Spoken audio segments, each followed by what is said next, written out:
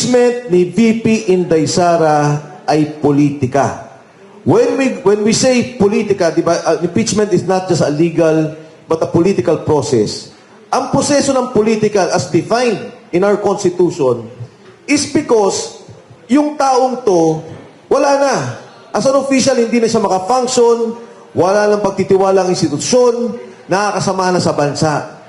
Politika, sinasabi ko, yung eleksyon ng 2028, gusto nila matanggal si VP Inday Sara para wala na silang kalaban. Ngayon, ang main case nila was the COA findings. Sabi nila, Confidential and Intelligence Fund, sabi niya, 125 million. Inayos na doon, or nagkaroon na ng liquidation, about 25 million. Basta natitira na lang is 75 million pesos. Ito ho, para lang alam ng taong bayan, buksan nyo yung COA website sa ngayon.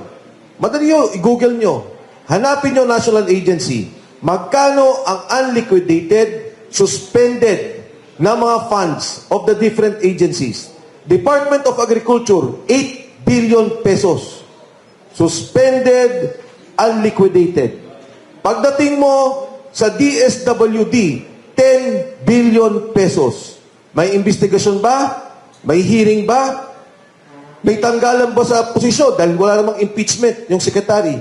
Wala. Pagdating mo ng Department of Health, 9.5 billion pesos. Andyan nyo, suspended,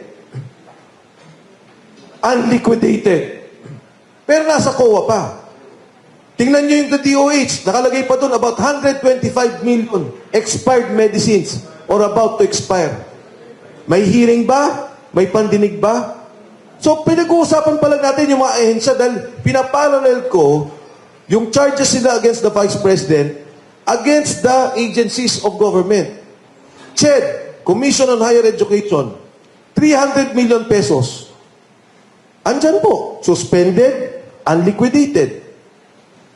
Sa pangkamalakihang issue, ang dami natin pinag-uusapan dito sa flood control, billion. 1.5 trillion pesos. Delivery, billion. Nagkaroon ba sila ng investigasyon? Meron bang nakasuhan?